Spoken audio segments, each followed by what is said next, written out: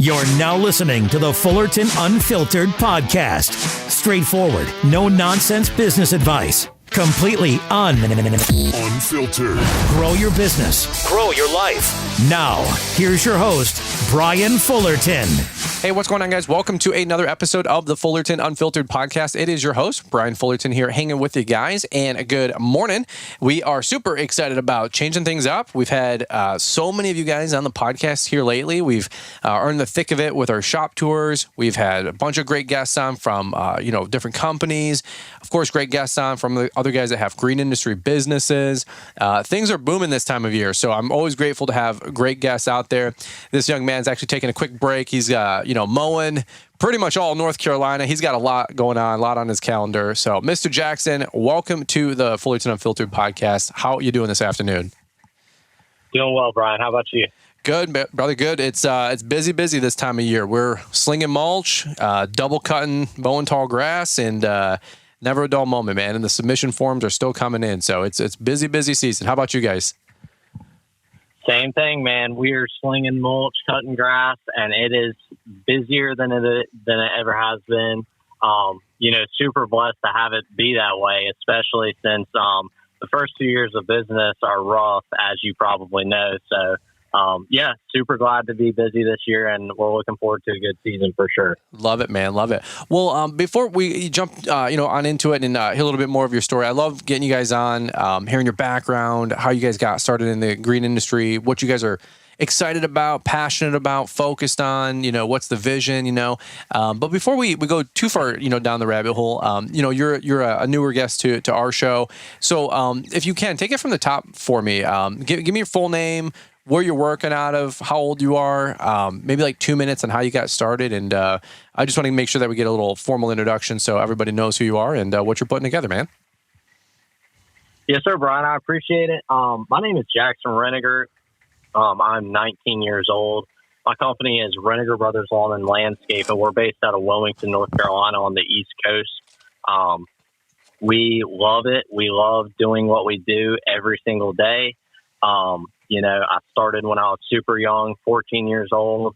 I actually ended up having a bad habit of talking back to my mom, and, she decided she was going to fix that very quickly. She sent me off to work with a landscaping company when I was 14 years old, and I was on a weed whip for about 3 years of my life, and he started dabbling with me on the mower and stuff. Long story short, he went out of business due to some family issues back in about 2016, 2017, 2018. I kind of just rolled on, did my own thing. I never wanted to do landscaping in the beginning. The idea actually, I kind of dreaded it a little bit, but in the beginning, that was when I was 14. Who wants to work outside when they're 14? But right. I actually ended up catching a big passion for it. Loved it. He went out of business in 2016, 2017. And, like I said, I just rolled on doing my own thing. 2020 came around, and I actually started my business right in the midst of COVID, which crazy times. But started my business, got the ground rolling. And it's just picked up ever since. I started with a push mower and a weed eater and a small handheld blower in the back of my pickup truck when I turned 16. Just rolled around doing a couple of yards, things like that. That started to pick up. I started getting more business. I upgraded and bought I think it was a 5x10 trailer, and I got a John Deere lawn, like a garden tractor from my aunt's house that she actually gifted me because she was so proud of me for starting this. Okay. So, cut with that mower for a little while. Then, I was like, okay, we need to, upgrade a little bit. So bought a 0-turn 42-inch. I think it was some, cheapo from Lowe's, like an Ariens or something like that. And that held up well, for the first couple of years. And then a local landscaping company that I've grown connection with the past 2 years, he got with me and said, hey, I've got a Skag V-Rod 52-inch, I'm looking to sell. I'm cutting back on the maintenance, and I want to start doing some more odd job landscaping stuff. So I bought that from him last year. I also bought a dump trailer last year, a 7x14 dump trailer for our landscaping and mulch jobs. And this year, or actually last winter in November, I got up with another landscaper that does a lot of synthetic turf installs on the beach islands. And same thing with him. He was pushing out of the maintenance side, and he had a 32-inch Skag V-Rod that he was selling. So I got killer deals on both mowers, and they're in great condition, and they have served us nothing but, made us nothing but money and served us well the past year. So that's where we're at now. We're growing steadily but surely. Slow growth, I feel like, is definitely key here. So, man, that's awesome. That's awesome. Now, how many lawns are you guys cutting in totality right now? More landscaping, more mowing? Like, what's the business look like? And how many guys do you have working with it? Is it just you, or? So I've got me, my brother, and one other guy. Okay. Our total maintenance accounts right now, we're at 120 maintenance accounts. Heck and, yeah. That's awesome. By maintenance, yeah. And by maintenance account, I kind of mean like, basically a maintenance account for us right now is just mowing, edging, trimming, blowing, that type of stuff. And then we upsell the pruning and the mulch and the annuals and stuff like that. Man, that's awesome. That's awesome. So you guys are, I wouldn't say full service, but you guys are doing pretty much everything down there. Yes, sir. 100%. That's awesome, man. That's awesome. Well, dude, we're going to unpackage the story a little bit more in a quick second. Again, 19 years old, kicking butt. I love getting you guys on. I was just on a phone call this morning with Bethany. A lot of you guys know Bethany, or I've heard of this young gal named Bethany. She's awesome. She's our assistant for the social media business, keeping everything together. She is the glue. There's no doubt about that. And we were talking about different folks in the industry, and some different conversations about LAL, and I said, we do these teenager tours and all this other stuff, and we were just talking about how can you imagine if you're 16, 17, 18, 19, having access to the conference, and not really the conference, but the speakers at the conference, because we're trying to keep it young, keep it fresh, at our conference, always latest and greatest, what we can change and improve upon and all this stuff. And Bethany goes, there's a lot of young guys there. What about this? And what about that? We're coming up with ideas. And we're just like, we both had this like little esoteric moment where like, man, can you imagine being in the audience at 17, 18 years old at that event, or an Equip Expo, or some of the other great events that are out there in the industry? So dude, we're always impressed, with you young guys that are out there, and to be 19 and already doing as much as you already have. I mean, that's just a feather in your cap. And we're just really excited for you, really proud of you. It really motivates folks, even at your peer group, but in your age group. But of course, us, in our 20s and our 30s, and some of us in our 40s, we're like, man, if these kids can do it, we can do it too. And so it's just really, really exciting to hear the first part of your story here, man. Let's do this really quick. We're going to take a quick commercial break. We're going to hear from today's show sponsors and announcements. We really do appreciate the folks that back the show and allow us to bring you guys this content 3 times a week, Monday, Wednesday, Friday. A lot of great things going on, right now during the spring rush. A lot of great sales. A lot of folks picking up new shoes from Cujo, new equipment from Ballard, headphones from and hearing protection from IsoTunes. Guys, anytime you use those codes, Brian's 10, usually that saves you 10%, or code Brian, something like that. We do our own small kickback, and it goes right back into creating content for you guys. So just want to say a big thank you. Maybe the next time you guys are at checkout, even at walmart.com, see if it works. You never know, might get lucky. We appreciate you guys using those codes to keep everything funded and everything moving forward over here. So without further ado, we're going to hear a little bit more from Jackson's story in just a quick second, but let's hear from today's show sponsors and announcements, and we're going to come right on back. Exmark mowers are known for their signature cut quality, legendary dependability, and an operator experience unlike any other. Because if something's worth doing, it's worth doing right. Don't miss out on limited time savings going on now at your local dealer. All right, Jackson. Well, we're going right back to you, brother. I want to just volley it back to you. So 120 plus accounts. There's about 2 or 3 of you guys working and moving and grooving right now. Was it always the plan to get this big, this quick, and kind of make a career out of the green industry, or was this just something that you're doing to create extra income while you're looking at college or going to pursue college? Where are you at in this last 24, 36 month development on all that? Because it's got to be some pretty exciting conversation back at home. Yeah. So honestly, I didn't really expect it to grow this big. I've came across a lot of good people, made really good connections in business. I genuinely didn't expect to make a career out of it either. Back in 2020, when I was starting the business, I actually was looking for like a job, just to kind of get the ball rolling and whatnot.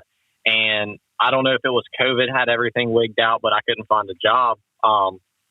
So I said, okay, well, let's take what I know now and start a business and see where it goes. And, 4 years later, 3 years going on 4 years, it's really been a journey. It really has. There's a lot to learn. And, I am attending a college that I'm paying for, and, that's covered 2-year degree at a local community college in business administration. It really helps solidify the ideology of running a business and not just cutting grass, if that makes sense. Absolutely. And actually making it a real company and not, oh, yeah, let's all just hop in the truck and go cut grass or sling mulch or whatever. There's a lot more to it than that, I feel like, if you're trying to run an actual property maintenance or, landscaping company, for sure. Love it, love it, love it. Yeah, and I totally agree. If you guys are younger, 17, 18, 19, and you guys can, go to pursue, minor in architecture or a design or horticulture, design, build, landscape, all this different stuff, why not? Like, I think that's a great potential, career choice for education, especially if your parents are sticklers and they're like, hey, you got to go get an associate's in something, We had Jason Cromley on from Hidden Creek just the other day, and I think he has like a degree in horticulture and then a minor in construction or construction management or something, and design build or whatever it was. And, that stuff he's excited about, that stuff he's passionate about. He wanted to build, he wanted to tinker, and he wanted to build outdoor living spaces. Like, he knew what he wanted to do. Where do you see the company going as you guys continue to grow? Are you more enjoying the maintenance side of things, landscape design side of things? Where do you guys intend to focus on in the future?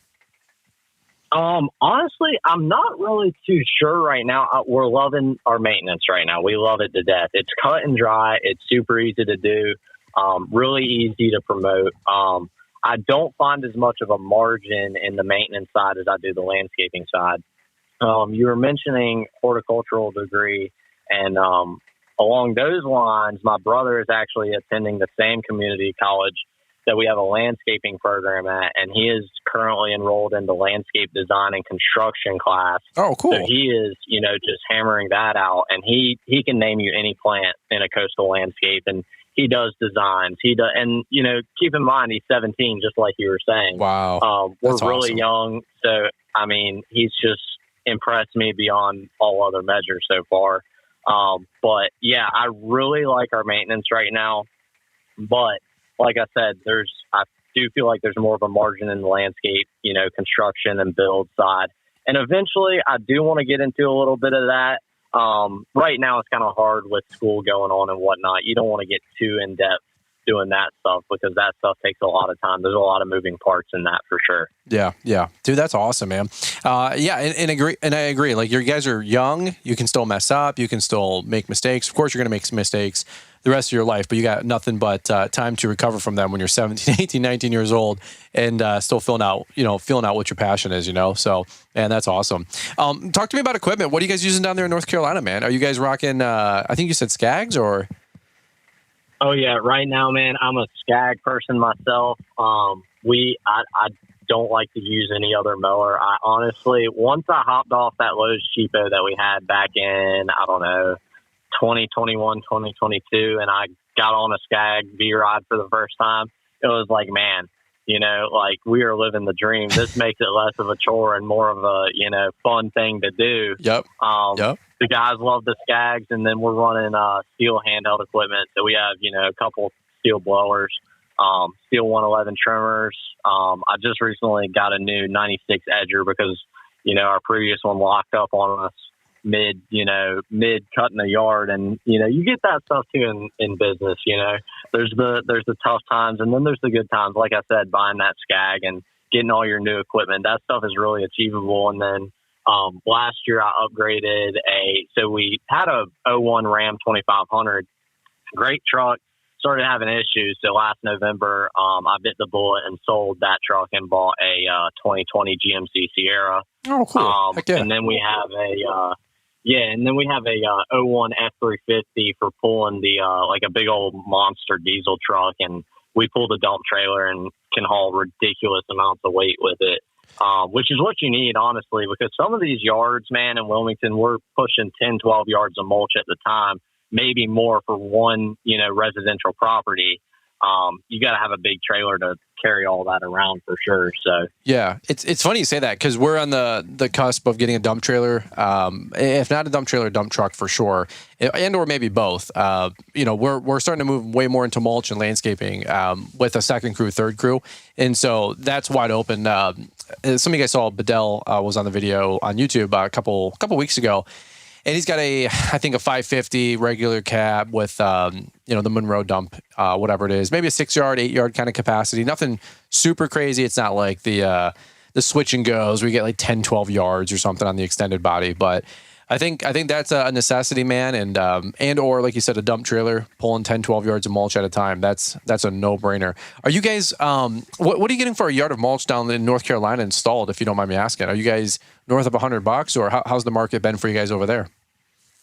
Oh man, I'm gonna tell you what. So right now we're pushing. We're currently pushing about $120 per yard of mulch, which it sounds crazy, but we like to have high margin jobs.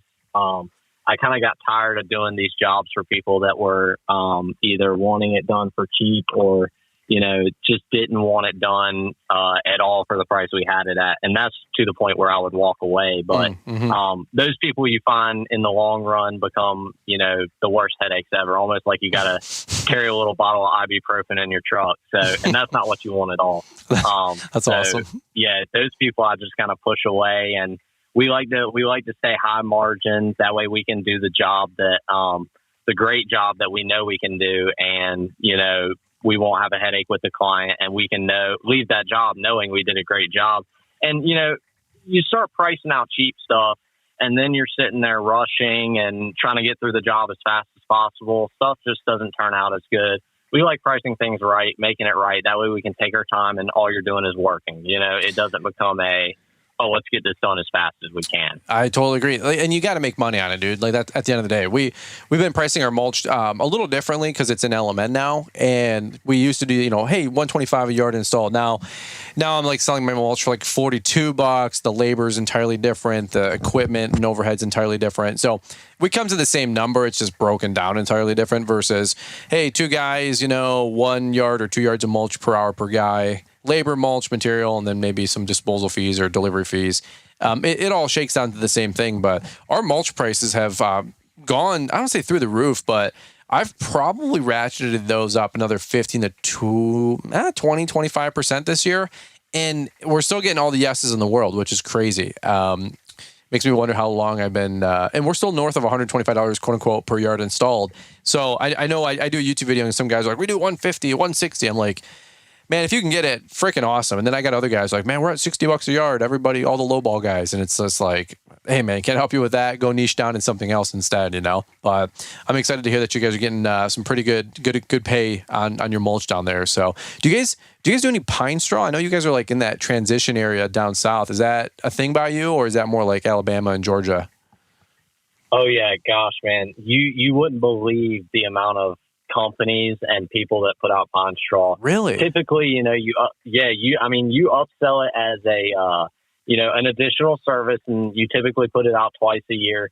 You go on Riceville Beach or Carolina Beach, and man, the houses just love pine straw. That's all they do. That's all they do. I guess it's just, and honestly, I like pine straw because it's so easy to put down. Okay. Okay. You throw it down, you roll the edges. You can make it look really good, really quick. And, if the client isn't up for mulch because of the price, that's something you can offer to them as well. Pine straw you can typically install for a lot cheaper because it's a faster job. Of course, it doesn't look as good as mulch, but to a customer that just wants something in their bed to keep weeds out, that's what we'll, recommend to them. But like I was saying earlier, we don't like to price anything any lower than making profit, making money off of it. Because like I said, you get into a rush and things. I've sent out a lot of quotes recently, and I'm noticing that people are, just now starting to stop approving quotes down here because everything is growing now and the grasses, the plants are and everything. And they realize, oh crap, it's too late. I need to find somebody. And they're just looking for cheap, those typically people like that typically end up being whiners anyway. It's unfortunate, but it's the truth. So, but yeah, pine straw, man, it's a big thing down here. I like it. Some people hate it, but me personally, I'm fine with installing either or mulch or pine straw. But pine straw is just so simple to install. You tuck the edges and it looks amazing. So. Yeah, no, I get it, man. That's awesome. When you go down Florida, Georgia, that's all I see down there, obviously, is pine straw. And I don't hate it. I always give Jeremiah crap. His ears are burning right now somewhere on planet Earth. Jeremiah Jennings with Growing Green Podcast. He's a big pine straw guy. And I'm like, bro, back up in north, up here in Michigan, in the Midwest, that's called a cleanup, man. We do that fall cleanup. I blow that crap out of the beds, suck it up with a debris loader, and go dump it at the dump insert or at the compost yard. And he's like, no, man, that's the people pay for us to put that in. So it's a forever running joke down there, down south versus maybe up here, up north in the Midwest. But it does look nice. I'm just always perplexed though. I'm like, why wouldn't you just put mulch? But again, you only know what you only know. Like, if for some of you guys listening into the podcast, maybe on YouTube, I'll do a video and we'll be mowing, and we're all side discharge only up here. And I get people saying, I can't believe you guys don't bag. We would never get caught dead without bagging. It's bag or die. This guy's a clown. He doesn't bag his lawns. What a new guy, like we're the chuck in the truck. And I got that for a couple of years, and I think my video started surfacing to folks in the New England states where it's a heavy walker community, region, and that's all they do is bag exclusively. Like, you wouldn't get caught dead trying to side discharge or mulch. And it was just funny. I'm like, dude, that's what we just do here in Michigan. In my region, every region's different, just like the pine straw. So. Yeah, that is funny. I was just thinking about that when I was talking to him. Like, wait, he's down south. He's probably got some, tall fescue and pine straw, for their landscaping work. So that's awesome, man. It's funny that you mentioned that too, because Saturday we got to go sling 60 bales of pine straw. But you were talking about mulching and side discharge on mowers. You actually, and I won't mention the name, but there is a company, actually multiple companies down here in Wilmington, and we're warm season grass. So we have St. Augustine, we have St. Augustine, Bermuda, Centipede, all the Georgia type stuff like that. But there are a lot of people that run, actually a couple companies in town that all I see them do is mow with walkers and, real mow, tight edges. There's a lot of companies that specialize in that. But the margin for that type of service is so high. It's almost like white glove. You know? Right. The people love it. It's a match made in heaven when somebody's OCD and you need all the edges, edged with a fresh edger blade and real mode. People love that type of stuff, and it's high margin for sure. But us personally, we mulch. Like I said, we do service our yards during the winter, even though the grass is dormant. We just kind of, if the yard isn't scattered with leaves, you just have a few. We'll visit it once a month and just kind of, mulch everything up. And it actually causes the grass to come back better in the springtime because anything that was on the lawn kind of acts as like a natural fertilizer. It gets mulched straight back down into the ground where it needs to be. And it turns into almost like a natural nitrogen source. But it's better for us because we don't have to collect any debris. But, like I said, if there's leaves everywhere, we'll bag it just because you mulch so much and it becomes a mess. Mm-hmm. But if you mulch like a couple of leaves, and dead grass, a little bit of dead grass, as long as the yard isn't grown over, it's like I said, it just becomes a natural nitrogen source. So that's awesome. Yeah, I remember Jeremiah saying that. I don't know, a couple of weeks ago on a podcast, like they just mow and mulch the leaves up pretty much all fall and into winter. And up here in Michigan, like we do one big cleanup, maybe two. A lot of my commercial sites have been moving to a major cleanup and then a secondary one. But residential, for the most part, it's one big cleanup. And, we have a mess of the yard for about 3 weeks, first part of October through Halloween. And then we just do a big cleanup first week of November most of the time, or mid-November, depending on the weather. And I'm thinking to myself, man, like, unless you have white glove accounts and folks that are extremely wealthy, they're not getting the leaves done every day or every week, obviously. So it is funny, though, that you guys mulch them up. It's just part of the fall transition down there. We do a mega cleanup, and you guys charge a 2X, 3X, 4X weekly visit, premium to clean up the leaves or mow, So That's awesome. So do you guys do 12 out of 12 months billing then down there, you said? Or how does that work for you guys? Yeah. So, like I said, I made a lot of good connections in the area in the last year of business. It's honestly been a blessing. There's a lot of, and I won't say any names, but a lot of companies on the turf treatment industry side in this area that are very corrupt.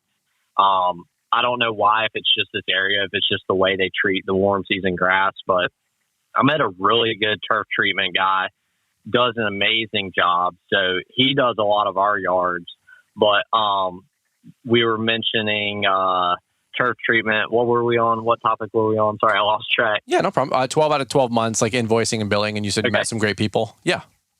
Yeah, so met some great people. Talked to a landscaper back in, I want to say December, and I kind of got on a track with him, and him kind of showing me around things, and he showed me probably the most creative way of billing out customers 12 months out of the year and kind of stabilizing cash flow. Basically all you're doing is you take their total amount of visits per year. So if you sell 40 visits a year to a customer, or you sell 21 visits to a customer, which I don't like doing at all. But if you sell whatever the number of visits that you're selling to a customer for maintenance, mowing the grass, you take your per visit cost and you just kind of total everything up for the yearly cost, and you divide that out into 12 months. So it kind of stabilizes your cash flow all year, instead of having a spike and then, you're going down again in the fall or, late summer when the grass isn't growing as fast, that type of thing. So that's really what we've been focused on this year, is contractual basis work, just because it's so much more secure than billing out per cut or, things like that. And I find that a lot of guys do that in the South. A guy that I consult with pretty regularly, they do the same thing, and I think they're out of, Western North Carolina, kind of in one of the more southern areas. You find it a lot in the South, and I've found so far that it works great for us. While you might not be getting paid as much during the summer, during the winter, you kind of make that money back, and you're not, having to bill your labor hours out to your guys, every week, and you're kind of making some of that money back in the winter. So that's worked out great for us for sure. Do you guys bill end of month or at the beginning of the month for that? Because I know I've heard a little bit of different for some of you guys down there. Yeah. So some guys will do beginning of the month, and I'm starting to realize why they do that. Just so you can have something to operate off of during the month. But we personally, we have card on file, and it gets automatically charged on the last day of each month. So it just, all comes out as one. I find it hard, that some of these companies bill out and it's net 20, net 30, and they're having to wait 30 days for their money. Dude, I don't find that convenient. No. Commercial, sure, I get it, but no for residential. That's not even if you guys are doing that, I'm not going to get on a soapbox, but I don't know anybody in any industry ever that operates that way except for pizza places. Like you can call in $20 worth of pizzas. But even then, you call in more than $20, $30 worth of pizzas, they want you to pay over the phone. So I don't know where this whole thing came along, where we give 30, 40, 60 plus days of credit for residential customers for honestly a pretty nominal price, $100, $200, $300 a month for mowing. Give me a break. So just kudos to you, man. I've been preaching that for 6 years now, and I still got people giving pushback. Well, you don't understand my market. You don't understand my customers. You don't understand. I'm like, you're right. I don't understand. You're totally right. You keep being right. I'll keep being wrong. That's fine. I'll go look at, my bank account. You look at yours, and we'll see who wins. It's just, it doesn't make any sense to me. So if you guys don't have card on file, and by the way, I don't care if you have Yard Book, Jobber, LMN, they all have the ability for you to add a card on file and a charge card file on end of month. Okay, like if you're struggling with cash flow, it's usually because obviously, elephant in the room, you're not getting your cash. Here's a tip. Change the way you're doing your billing. Stop giving people 30, 45 days to pay. I just don't understand. So was that an issue for you guys down there in North Carolina, or is this just, am I anomalous over here in Michigan where we were just able to magically figure it out? Oh, no, yeah. I mean, same thing. We in the beginning, yes, we were giving people net 30, net 45, net 60, whatever the case may be. But at the end of the day, and I'll kind of disclose this, but we use a CRM that starts with a J. It's Jobber. Yeah, cool. We like it. We do. But like I said, we found out very quickly. We were looking at QuickBooks statements for like cash flow. We were looking at all the numbers and saying, and you almost notice it too, just in your bank account looking at it. You're like, I get $300 every 3 days from people paying me on a net 30 invoice. It's like, what the F? Yeah, exactly. Like, let's get it all at once. That way we know what we have, and, we can go from there, So like I said, Jobber, it's been good for us. But Brian, I know you've been on, LMN very recently. Yeah. And the more you talk about it, the better it sounds. I'm really almost thinking about switching over to LMN or one of the more robust, CRMs. And I won't say actual CRM, but Jobber is a little bit more elementary than Service Autopilot. Yeah. Some of these, larger ones. Dude, by the way, if you guys want to go to the moon with Jobber, freaking awesome. I do not care. Like, you guys got to do what makes sense for you. Mark Bradley on our live stream, he said, the best software is the one that you use. So if you guys get LMN and it's too much and you're paying $400 or $500 a month for it and you're not using it, then it doesn't serve you. But by the way, I did a podcast and a shop tour with a gentleman that'll be coming down the pike here in just about 2 weeks. And his company's doing north of 10 million and they're using Jobber. Okay, so everybody, you can do it. It's not that big of a deal. Now, granted, while I was there, I was asking him, like, how are you doing this? And he's like, man, if they move the cheese on one feature, it messes up everything at that level. And so I was like, yeah, I'm surprised you don't do LMN. He's like, well, have Mark give me a call. I'll check LMN out again. I'm like, hey, fantastic. If you sign up, great. I was like, use my code. So, signing up a $20 million company, it's too funny, or whatever he's doing in revenue. But, but here's the thing. We did a weekly live stream in our Link membership on Wednesday, and that question came up if you can do charge cards on file with LMN. And, a lot of folks think LMN is like more for landscaping, hardscaping. And frankly, a lot of the other guys that promote it or are influencers or have a podcast or an Instagram, all that mess. Yeah, I mean, I get it. Like, that's who's using it.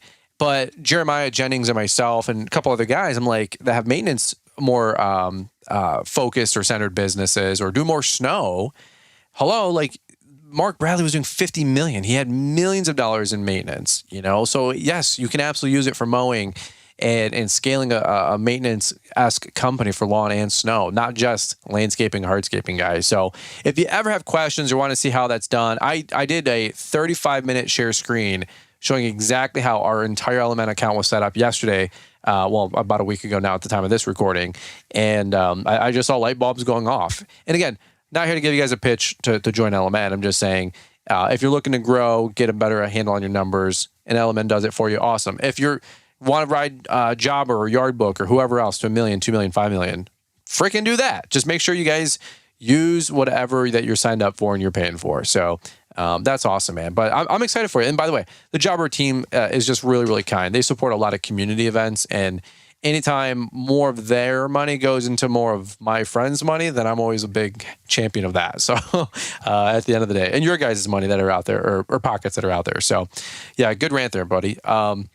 Well, Jackson, that's pretty much what I got for right now, man, time-wise. I try to keep our guest interviews around a half hour just because I don't want to wear you guys out. You guys don't podcast 7 days a week, like some of us, and you're smart. You don't need that kind of punishment or pain. But that being said, any final thoughts you want to leave these guys, or any parting wisdom or maybe lessons to the younger guys? Kind of open mic. I always love to give you guys the opportunity to give the last word and last thought of your guys' podcast episode, man. Yeah. So, I mean, honestly, just hustle. There's always going to be time when you're older to do the stuff that you want to do. It's not always going to be there. The opportunity to start a business or do whatever when you're young isn't always going to be there when you're 35, sitting at a desk job 9 to 5. Or I liked what you said 2 weeks ago on a podcast, sitting at B-Dubs with a couple of buddies eating 20 greasy wings, like that type of stuff, that's always going to be there. The opportunity to start and run a business and, start connections with people and really hustle isn't always going to be there. Especially when you're young like this, you have more, advantage, I think, in some ways, starting a business in the service industry, especially with how hard it is sometimes, getting out in the field and coming back and you're all but beat, but now you have paperwork to do. Like I said, that stuff, you got plenty of time when you're older to do things like that. And that all comes with time, just hustle is all I can say to the young guys out there for sure. Yeah, I love that, man. It's I call it duck on water, man. You look graceful and smooth and eloquent, on top. But you ever see a duck, in clear water or like pond water, the little dude's feet are, paddling 100 miles an hour. And, exactly. and that's what we're doing, man. And anybody who's growing, you get around, like, dude, they're working, they're a killer. Like, they have that attack mindset, that growth mindset.